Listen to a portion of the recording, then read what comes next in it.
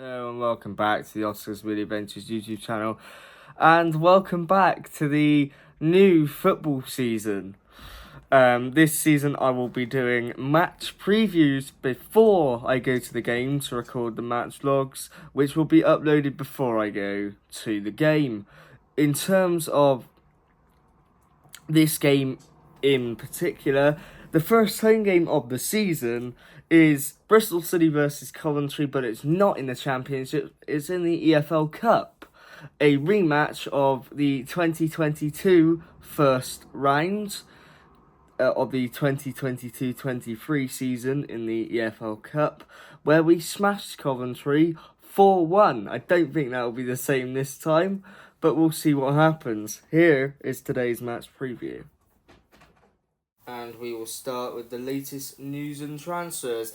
I have spelled August wrong, I know that, and I have spelled transfers wrong on one of the other slides, but that is all fixed for the match vlogs. In terms of incomings and outgoings for Bristol City, it's not been an overly busy summer, however we have done some notable business, including Fali Mayulu coming over from Rapid Vienna for a reported £3.5 million. However, I have to stress that City don't disclose their transfer fees, so this is actually coming from One Football. I don't know how reliable in terms of the transfer fees they are, but we go on. Seb Holden went out on a season-long loan. Yu Hiragawa signed and became the club's first ever Japanese player. We have an obligation to buy him at the end of the season, meaning we have to buy him no matter what happens. Those two players do look like they will make a difference at the club. In particular, someone like Hiragawa will be sort of, I'd say, in the Anis Mehmeti kind of mould, a player but can pass the ball a bit better and should provide a bit of extra creativity from the wing, while Fali Mayulu is very much in the Tommy Conway mould. Matty James was released at the end of his contract, while Joe Williams extended his contract till 2027, and City bought in Sinclair Armstrong for a reported £3 million. This deal come off the back of a season where Sinclair Armstrong didn't have his best season in terms of numbers. However, he has shown he can hold up the ball well and bring others into play. Is a bit of a risk signing, but one that could prove huge reward, as I think he might become more of a provider of goals rather than a scorer of goals. And City youngster Elijah Morrison, off the back of a couple of impressive performances off the bench for the first team last season, was rewarded with a new contract until June 2027. Yes, I know I've spelt transfers and latest wrong, I'm fully aware of that, but here are Coventry's latest transfers this season. Despite having quite a few defensive options already, Lewis Briggs signed for £1 million, along with Jack Radoni, very impressive season at Huddersfield despite their relegation last season, and tore City apart will add some much needed creativity given Callum O'Hare went on a free to Sheffield United. Brandon Thomas-Sante is another attacking option coming in from West Brom. Callum O'Hare, as mentioned, leaves. Simon Moore left on a free at the backup goalkeeper. And Oliver Dovin also joins Coventry. On to the previous games between these two sides and the last 5 games. Head-to-head record reads City with 14 wins compared to Coventry's 11, but there have been 9 draws, suggesting this fixture does draw pretty often in history, but in the last few years this game has been pretty even, with one side usually winning it. As for the last 5 games, the pre-season for both these sides was interesting, to say the least. A 3-0 win for City in their pre-season game against Cheltenham Exeter were beaten 2-1 by City. A 0-0 draw with Willen, that was a highly requested fixture by many fans. Aldershot, we beat 3-1, while our first game of the season came away at Hull, where we were lucky, I think, to draw 1-1 as we were quite sloppy in our attacking play, but we did, however, hold a lead until the final minute of the game as Joe Williams gave away a penalty. To the top 5 games of recent years then, and Coventry spent a while longer in League One than Bristol City did, so a lot of these are more recent games. City beat Coventry 4-1 in 2022-23 season in the EFL Cup in the first round.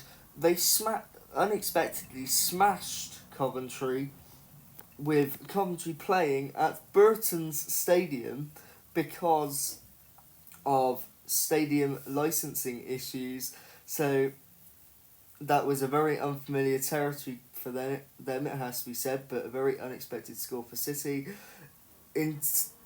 Coventry then beat City in 2022 in the league 2-1. If I remember correctly, that 2-1 win saw City miss many chances, but Coventry being very clinical with theirs. City had a few shots that were saved by the keeper and went over the bar. That game was not clinical at all, if I remember rightly. Then we have the game that City lost 3-2 to Coventry in the last minute due to some lacklustre defending. City allowed Gyökeres, who is now, I believe, at Sporting Lisbon. He might have even moved on from there now. They allowed him to get past our defence and score with minutes to go. City lost to Coventry 3-1 in a game that is rather a one that City fans would like to forget, and City beat Coventry 2-1 in the lockdown season 2020-21. That was one of the very few that was one of the games in that little bit of run and form we had under Dean Holdham, where we won 5 games in a row, which was quite something for the new boss at the time, but then we all know that didn't quite go to plan later down the line. Game preview bio is next, but I will not have this on the screen, I will just read it out. In their opening game, the Robins settled for a 1-1 draw that was decided in the last minute, as mentioned, with the penalty being given in a entertaining game which saw Fadi Mayulu score in the 84th minute, a brilliant start to his City career.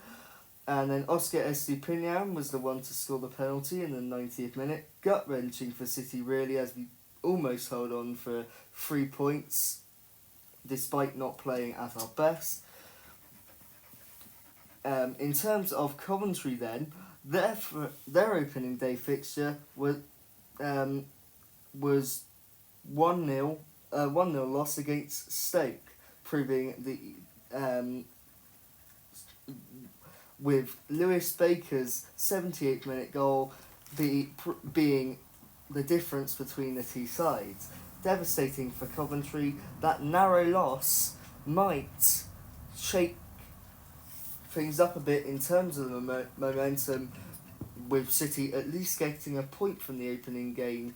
They will feel somewhat confident that they can try and push on from that draw in the league to get a better result in the cup to progress to the next round.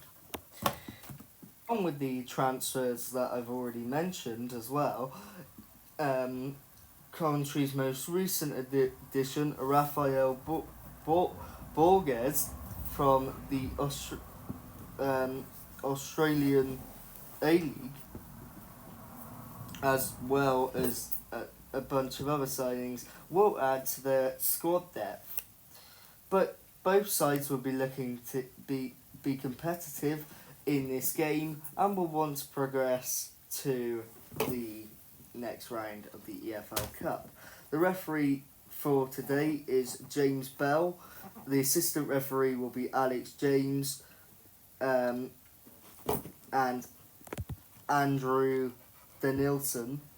And the fourth official is Oliver Mankey. And we move on to the last section of this video before I see you for the match log tonight, which should be uploaded at some point tomorrow. The player stats. So these stats will be from last season because we are only in the second game of the season. But I will start with one of City's new signings, Fali Miulu, who had 6 goals and 3 assists last season for Rapid Vienna in the Austrian Bundesliga. A promising young striker who is pacey and will be able to get in behind players and can finish, as evidenced by his goal on Saturday. Max Bird, who we signed technically in January from Derby, his boyhood club. We sent him back out on loan to Derby though to finish the season, and he scored the winning goal to get Derby promoted to the Championship. He scored 6 goals and got 7 assists last season. Even though he had a poor start to his City career on Saturday, I believe he will provide some creativity from deep in that side. The last player I want to talk about for Bristol City in terms of stats is Rob Dickie with 5 goals and 1 assist last season. He became City's player of the season in his first season at the club. Can he follow that up with a good season this time out? For Coventry, 11 goals and 2 assists last season for their new signing Brandon Thomas Asante from West Brom. Not a 20-goal season striker, but a decent Championship striker that will get you goals if you get him into the right areas and he's got the right service. Coventry's top goal scorer last season, Haji Wright, got 16 goals and 7 assists, which means a impressive season from him last time out with 23 goal contributions in all. Can he kick on from the excellent season he had last season? Included 3 strikers here, but that's because I'm not sure what one is going to start, because Coventry have now a range of options up front that they could start, but I do believe they'll start with a front 2 with 5 at the back, as they like to push on with their wing backs and make them really attacking and go high up the pitch. That's what I expect from them. But Ellis Sims has got 13 goals and 1 assist, or had 13 goals and 1 assist last season, and that was a decent return from him. If you got this far, thank you for watching. That is the end of the video. Like, subscribe if you enjoyed it, and I will see you at the game. Come on, you Reds!